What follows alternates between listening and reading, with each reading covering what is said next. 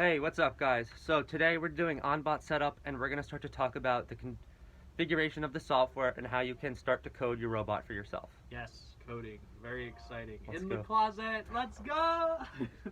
Hey, what's up guys? So now we're going to jump right into this and we're going to start to talk about how to build program files, folders, and begin to code your robot.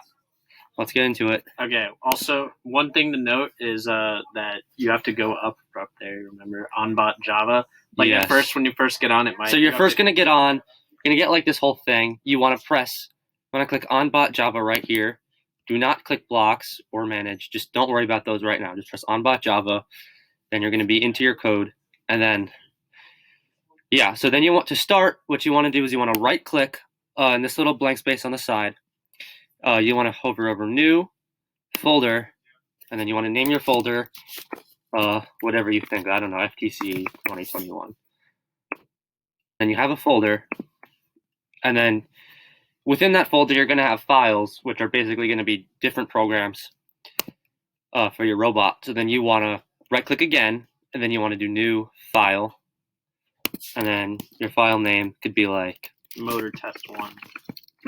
Or motor test. Yeah. And then it's going to be an autonomous or teleop, depending on the type of program that you're making. So we're gonna start with teleop. We're gonna start with teleop, but really the only difference that it is that the autonomous is going to show up on like a different side of your phone when you go to run the code. We'll worry about that later. Just for now, just do teleop. Make sure you have the top with the folder as well. Yeah. Like that. Yeah, because like I'm pretty sure you have like the location. Does that have to be? I think it's fine. Yeah, no, I think that works. All right. Okay, and then the sample is going to be blank linear OP mode. That's important too. Blank linear op mode, teleop, and then you just press OK, and that's going to be your new program. Once it loads, double click it, and you see you have like a little bit of like a structure going into this, but most of this doesn't really do anything. It's not going to move your robot in any way. So hold on, I'm going to move over here. I'll be back in a second. Okay. So to start, what we're going to do is we're going to start by declaring the motors and servos and everything in the robot as variables. So we know there's a motor and 2 continuous servos. If you watch the previous videos, that is what we have controlled.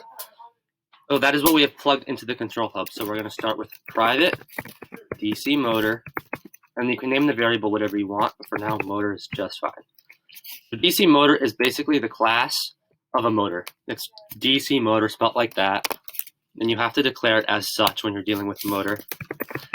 For a servo, it's just servo, and we can name it anything we want. We can name it Basin if you want, but for now, we're just going to do servo. Yeah, lowercase. And make sure this is lowercase. That's my bad. Yeah, okay. And so then, by the way, the order of that is it's like you say private, you declare DC motor, that's just like the type of motor. And then the name of the motor in your code is lowercase motor. And it's only in your code, like that second one. That's going to be the variable that references the motor on the control hub, but you can name it whatever you want. No, it's not on the control hub. It's like the code. The control hub one is like in the hardware map. Yeah, no, but this references the hardware map, which references the control hub. Yes, yeah. So then it's private CR servo. Yeah, this is for the continuous rotation servo. And then you want to do and then you can name it again whatever you want. So we'll just name it CR servo, lowercase.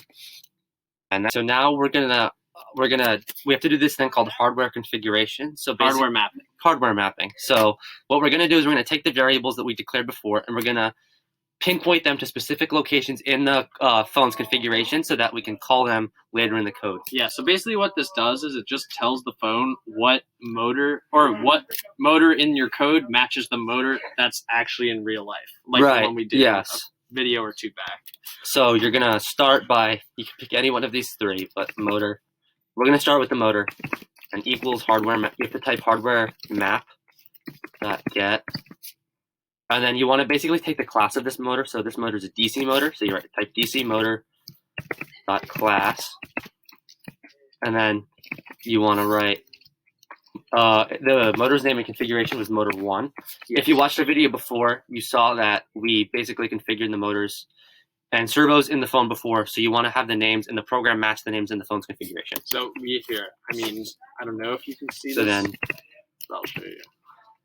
here. It's backwards, but it says motor 1. Right, so the name... that would match what's in the quotation marks. Right, so then you want to do servo. Also, feel free to pause at any time to copy this down. Yes, very important. There's a special button for specialty. Thank you. And then again, you do the name from configuration, which was just servo. And then you have to do the CR servo, which we named CR servo equals hard get, and then the class dot class, and then CR servo.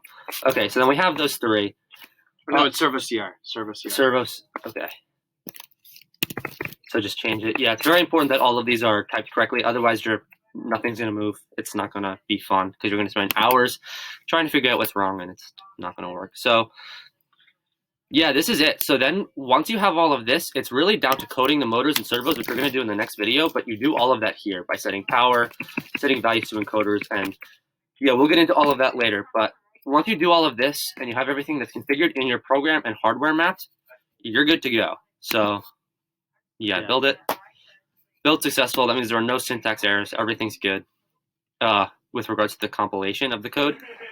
So yeah, that's a wrap on this. We will see you guys later. So there you have it. We started a program, we created a new folder, a new file, and we declared all of our motors and servos. And now we're ready to start coding a motor in the next episode. Yeah, so we're going to make it move and stuff. We're just going to make it turn.